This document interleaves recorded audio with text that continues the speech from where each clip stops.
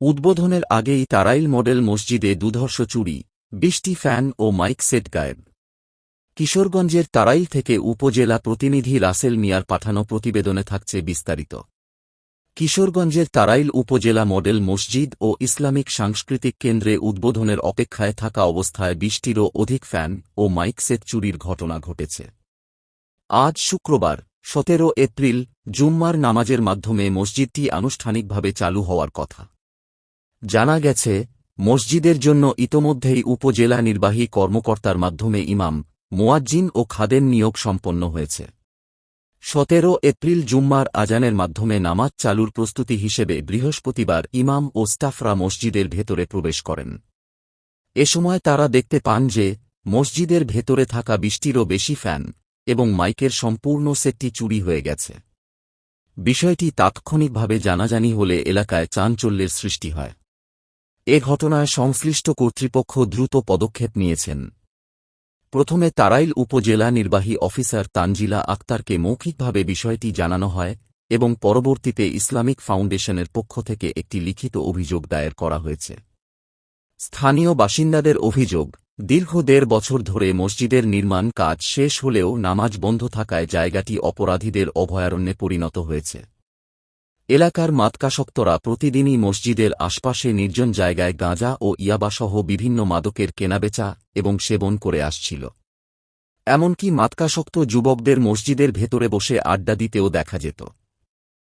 স্থানীয়দের ধারণা, এই চুরির নেপথ্যে এলাকার মাদকাসক্ত চক্র এবং ভাঙাড়ি দোকানের যোগসাজশ থাকতে পারে।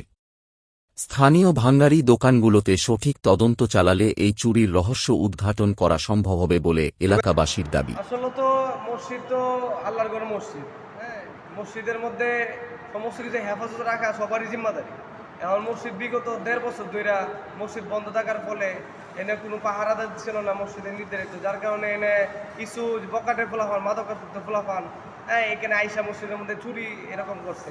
২০টার অধিক ফ্যান নিয়ে গেছে। এরপরে পুরা মসজিদের মাইকের সেট আপ, যত মাইকের স্পিকারের সেট আপ আছে সব কিছু নিয়ে গেছে। তো এটা আমরা সুষ্ঠু তদন্ত চাই, যে যারা এটা করছে ইউনূস স্যারের প্রতি আমরা আহ্বান, যাতে ইউনূস স্যার, যেহেতু ইউনূস স্যারের কাছে লিখিত অভিযোগ দেওয়া হয়েছে ইসলাম ফাউন্ডেশনের পক্ষ থেকে, এবং ইমাম সাহেব যে মসজিদের। আমি কোনো দায়িত্বে না, আমি এলাকার মুসল্লি, হ্যাঁ, আমি এলাকার সচেতন মুসল্লি, যার কারণে আমি নিজের জিম্মাদারি থেকে এনে আসছি আর কি মসজিদে, যাতে করে আমার দ্বারা এক মসজিদের উপকার হয়, ক্ষতি যাতে না হয়।